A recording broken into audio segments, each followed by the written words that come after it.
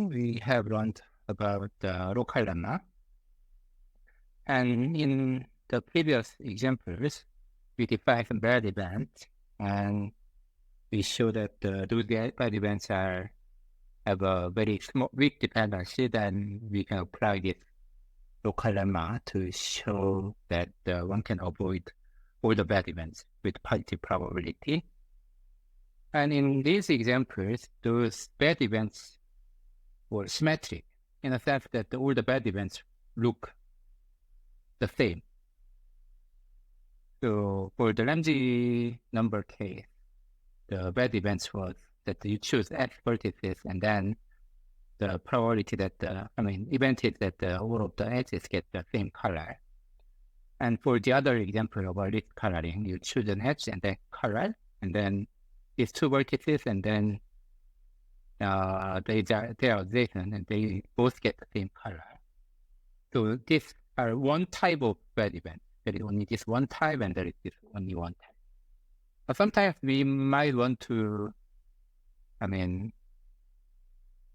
prove that one can avoid all the bad events where there are more than one type of bad events. And in those cases, local lemma is still, applicable. So this is local lemma, which is general version. So let's say you have A1 to AN be the events in a probability space.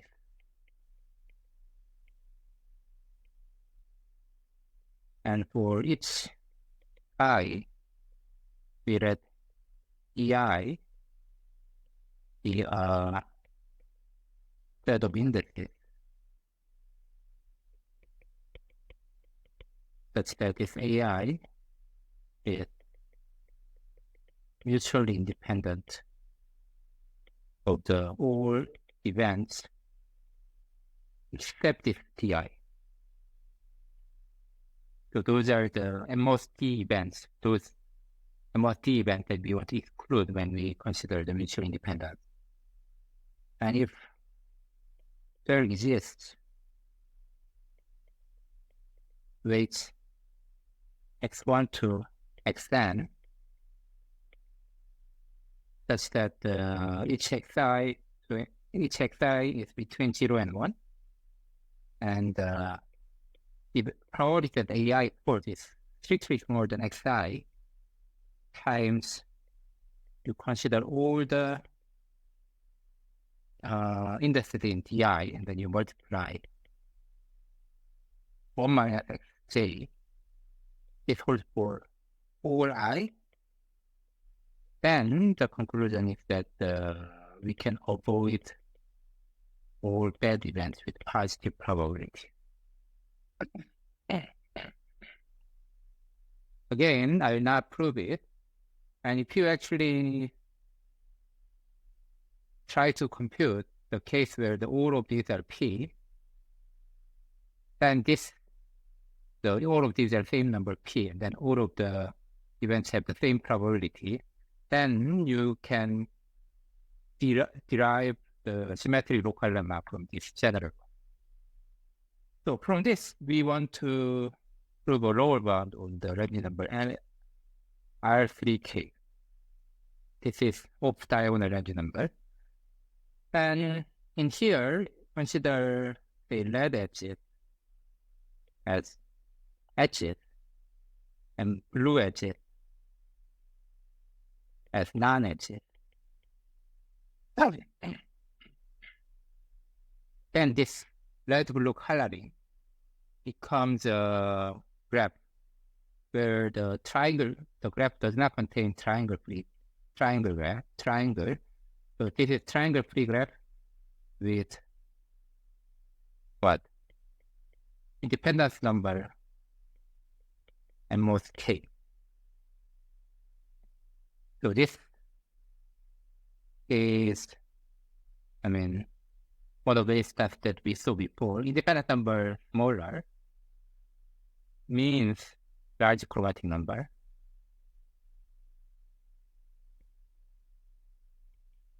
So, this is the example that we discussed before. Okay, and this bound provides the, the bound on the size, bound on the order of such a graph, as we discussed before. So what LDs show is that this lambda number 3k is at least some constant times. So let's write it as a big omega notation. Some constant times k square over log square k. So you can prove this using this symmetric, this general local lemma. So as we using this correspondence, now you consider that instead of two coloring, let's say you want to find the triangle free graph with independent number k with at least k, this many vertices.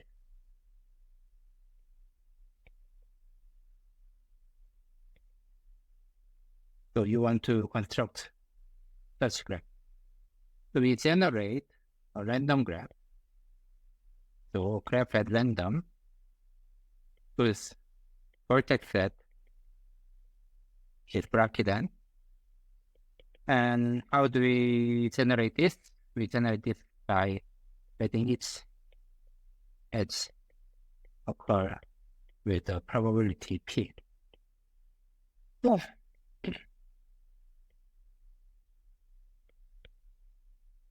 Then what? What we have to avoid? We want to avoid triangle. And choose 3 triangles. 4 of them. Each of them give us the bad event.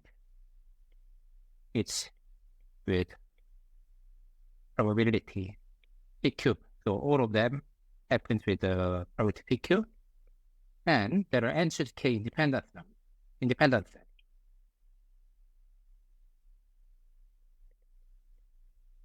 And we want to avoid them each with probability 1 minus p to the k choose 2.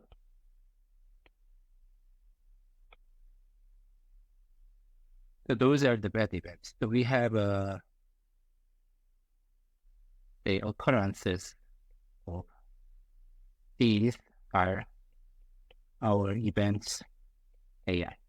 So there are 2 types of bad events. And then we want to figure out the DI, as in the robot local lemma, which are the indices where you want to exclude when you make it mutually dependent. So let's say there are 2 cases. Each AI corresponds to a triangle. Either this is a triangle or this is a set of size k. In that case, number of, say, triangles in DI and the number of k-sets in DI, you can compute it. If there is triangle, then what's the number of other triangles that shares an edge with it? At most 3n. You choose one edge that will be shared, and then you choose vertex outside. So that's 3 times, n minus 2, but yeah, so you don't have to make it too tight. And for k set, you choose 2, which is k choose 2, and then you choose one vertex. That's how you get the triangle that shares the 2 vertices in this case. And again here, what's the number of k-sets that share the edge with this triangle?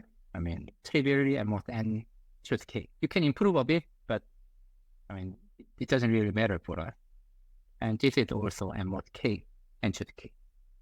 So we have the size of bi. Now what we want to do? There are 2 types of bad sets. So here, again, what we want to do is we want to figure out this weight xi. So as there are only 2 types of bad events, for all the bad events with the 1 type, we give the same weight. And then for all the bad sets, we give the same weight. So we only have to figure out 2 weights. So what? We want to find weights y and z, say y for triangle, z for sets of size k. And what do we have to make it happen? From this lemma, we want the probability to be smaller than this. So what? Probability of triangle happen should be smaller than y times the number of triangles here, 1 minus y to the 3n, and here 1 minus z to the n choose k. And also the probability of bad event, this second type of bad event is p1 minus p to the k choose 2. We want it to be smaller than c minus 1 minus y to the this k choose 2n and 1 minus c to the n choose k. So we want these two to hold. Let's say this is 1, this is 2. So we want to find y and z satisfy this. So as long as we find one such value, one pair of such value, it is sufficient for us. So there are actually more than one choices which make the, which satisfy this. So first, let's consider k, p, y, z as a function, as functions of n. And later we will make a specific choice of n so that we get what we want. So as there are two inequalities, let's make one of them automatically satisfied. So you have this. So since you have this and then y, and then let's make it y a bit bigger than that, and then let's make this very close to 1 to make this inequality satisfied. So this is the one arbitrary choice.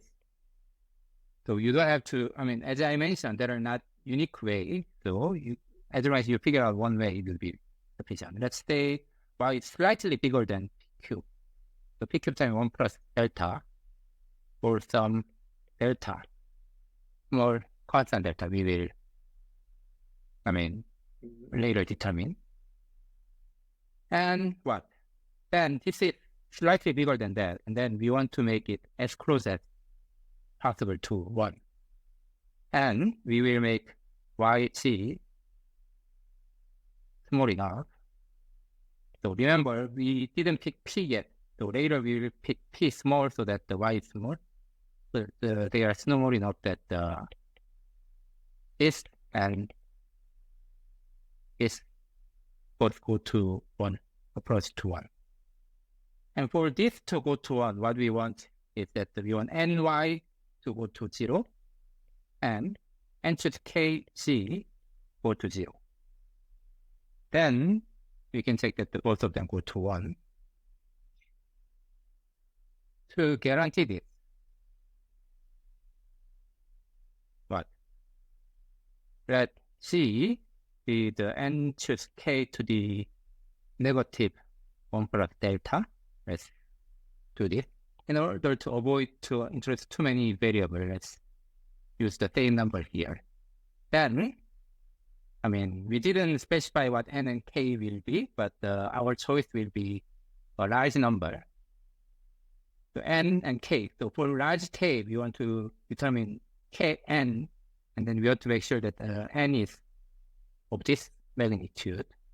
So that will be a large number. So this is large number, so you just take the slightly larger power and then flip it, and this will go to 0. And for this to go to 0, y is what?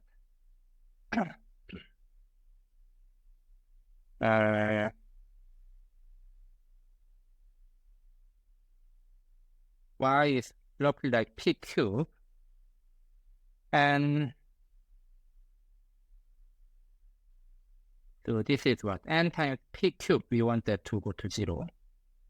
So let's take a p as a number smaller than this. So let's say, let this be some constant times n to the negative half. Then this will make sure that this also goes to 0. Okay.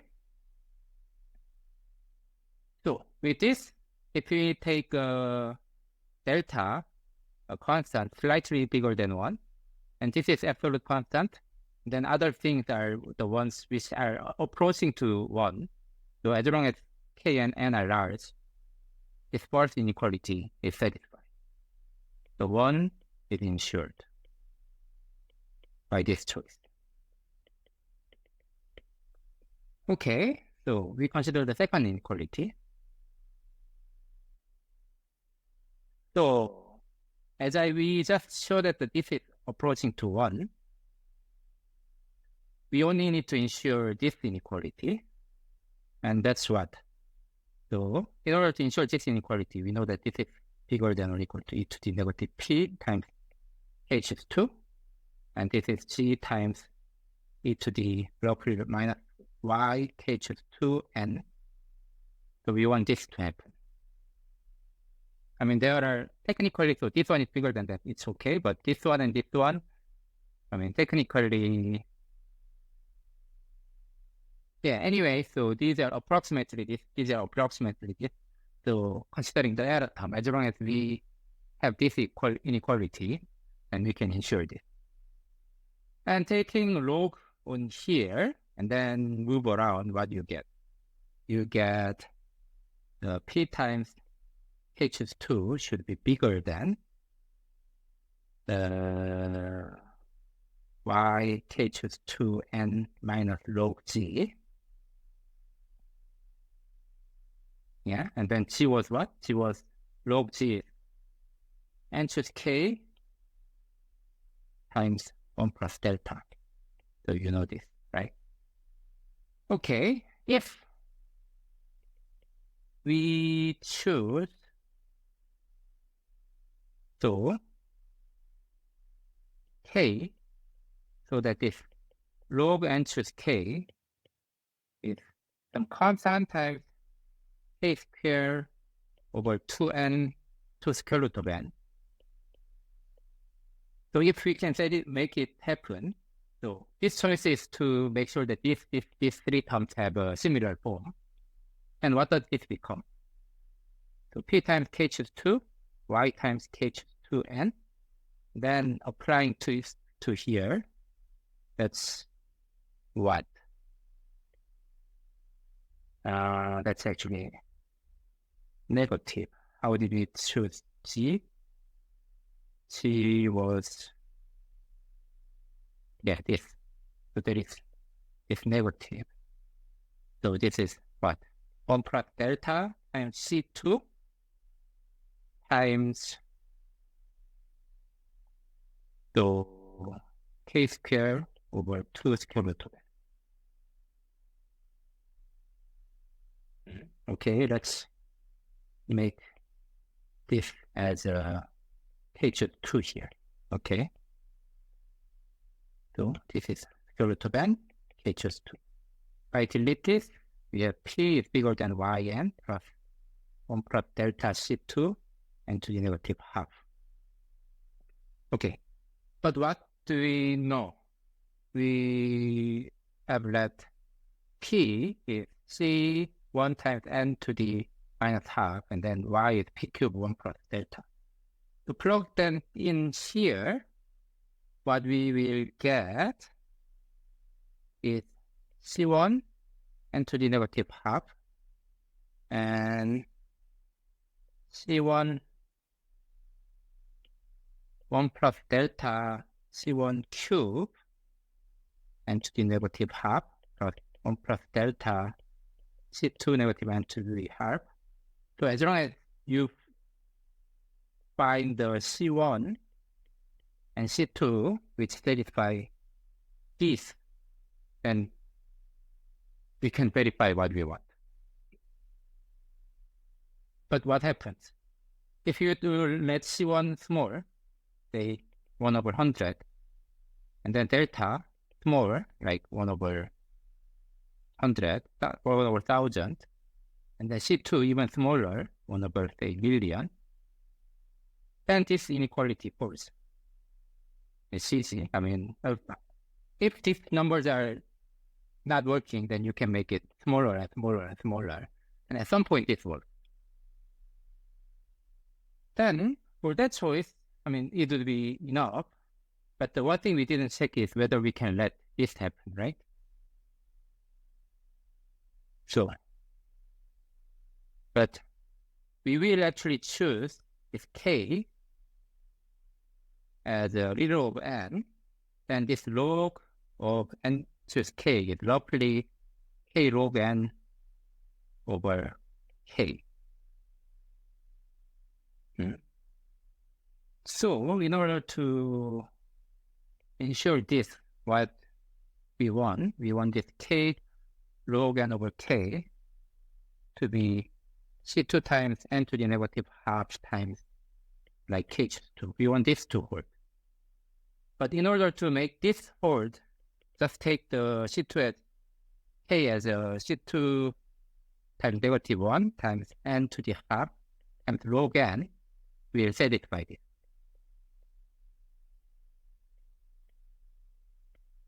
So by choosing this, this is satisfied. And then with this satisfied, with these choices, we can ensure that both of them holds.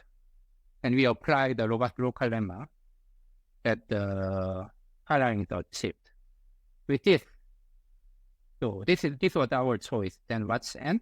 N is roughly 1 over 4 times this C2 square times k square over log square k, so which provides a lower bound on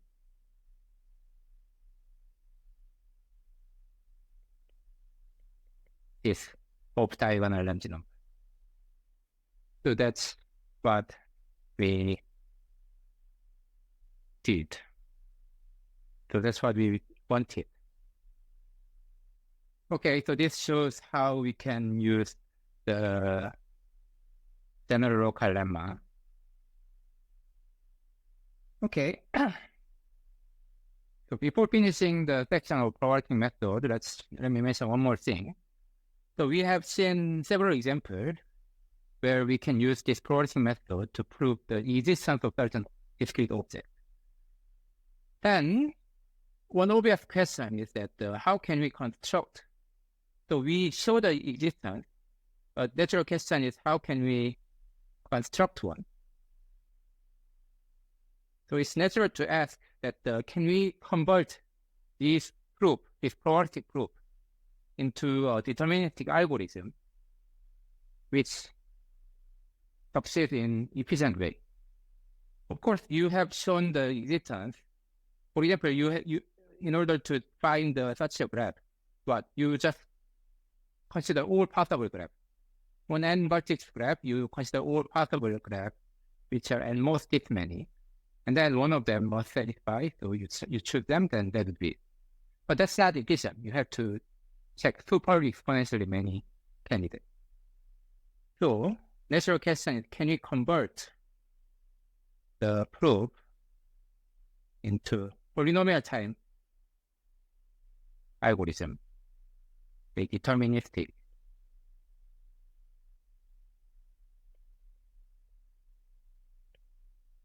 And then these are often called derandomization, derandomizing the proof.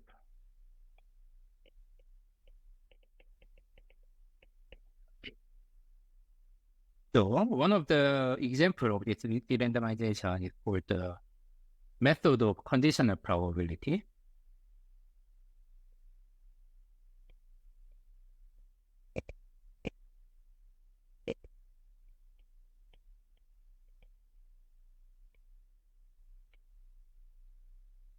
So let's see an example.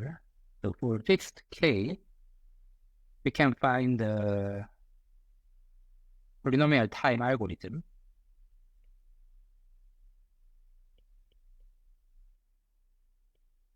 To color the edges of kn so that the number of monochromatic KK is at most n choose K times 2 to the 1 minus K choose 2.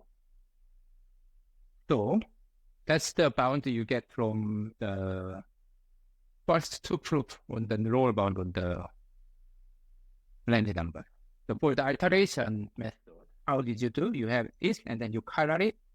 You randomly color it, and then you show that there exists the coloring, so that at most that many monochromatic KKs are there, and then you delete one vertex from those monochromatic one, so that the remaining thing you obtain a coloring, so that you don't have a monochromatic KK.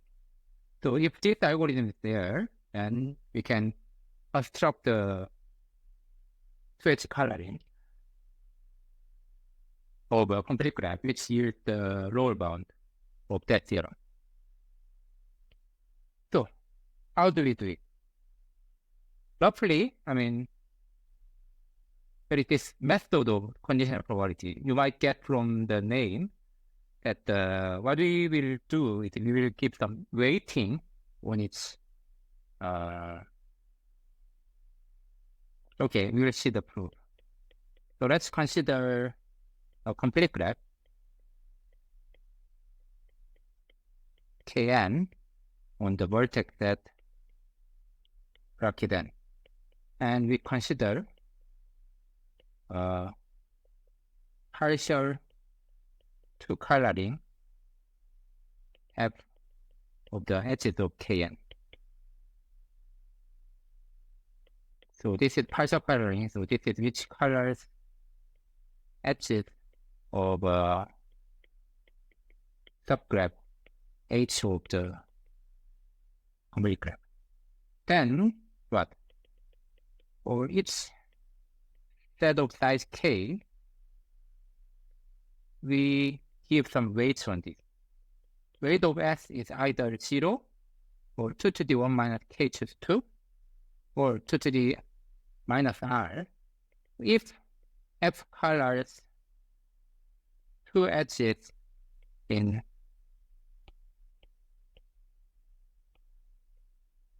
S choose 2 by different color. Its weighting is 0. If no edges in S choose 2 is color, then it's 2 times 2 to the 1 minus K choose 2. And if F colors all but R edges in here using one color, then you color it with the 2 to the negative R. So this is an explicit weighting. And then we let the weighting of this partial coloring as the summation of all weights of all these cases. And this weight is deterministic. But it has some probabilistic interpretation. So what is it? For given this partial coloring, F, we consider the following. We randomly color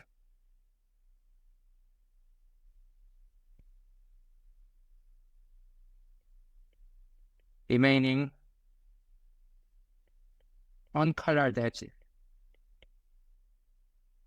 Then what's the probability that the S is monochromatic in this random experiments, which is that this F induced monochromatic K click in this experiment is exactly W of S.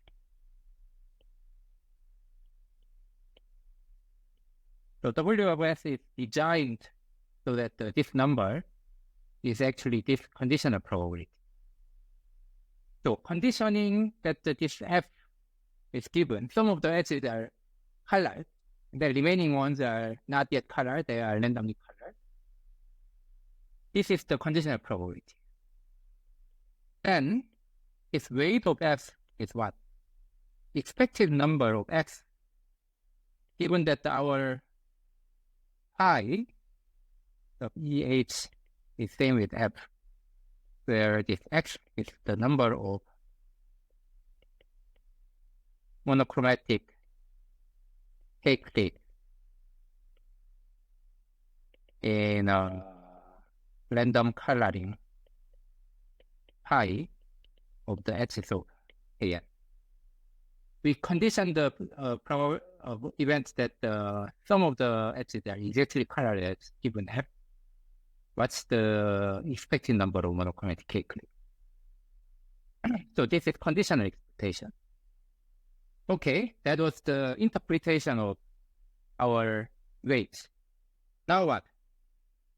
Now we choose on edge. So initially this F is coloring on empty graph. No edge is colored.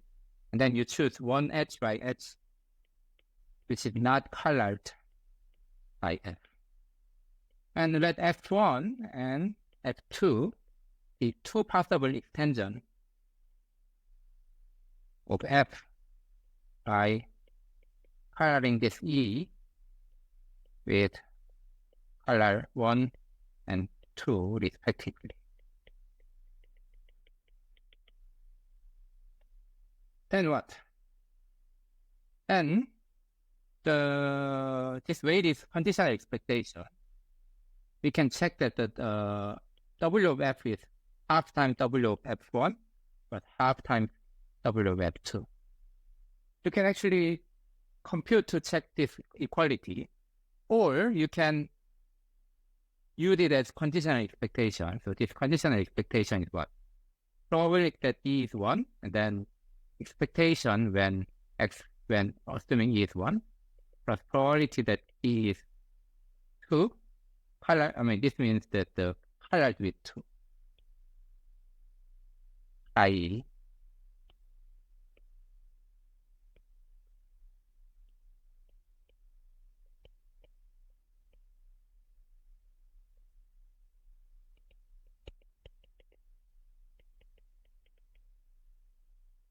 Then, this is what? Half times WF1 plus half times WF2. So you get this equality. But because of that, hence there exists a choice I with making this weight non-increasing. So because of this, so this is the average of those two. So there must be one choice which makes the weight smaller or equal. So we color this E by the color I, and we proceed. We repeat this for all edges until you get the final color. Then what? Since any edge we consider belongs to entity K minus 2 clique, which will be updated once we color one edge, the edge. So the algorithm runs in O to the K entity K, big O of entity K time. So each time you choose this edge and then you decide whether to color it 1 or 2, you have to compute this. While you're doing that, you have to check n to the K minus 2 other choices together with these two and how those values change it. And you have to do all of this n squared, to be precise, n to 2 times to color each edge. So in total, some constant n to the K time. Okay, maybe I didn't mention. By doing that, this weight is keep decreasing. At the end, what do we know? At the beginning, W of empty calorie was n choose k times 2 to the 1 minus k choose 2. And then this is non-increasing. So at the end, weight is still almost this. And then what is that weight? Everything is colored. So based on this definition, so at the end, it only survives when this R is 0, so only 1. So weight is 1 if it is monochromatic, 0 otherwise. So this weight is bounding the number of monochromatic clicks as desired. So at the end, we are ending up with the desired 2 calories of the axis of complete graph. So this is one easy example of this derandomization. Okay, so far we have learned about the probabilistic method, and yeah, we will move on to the next topic of external graph theory in next video. Okay, thank you for listening. I will see you in next video then.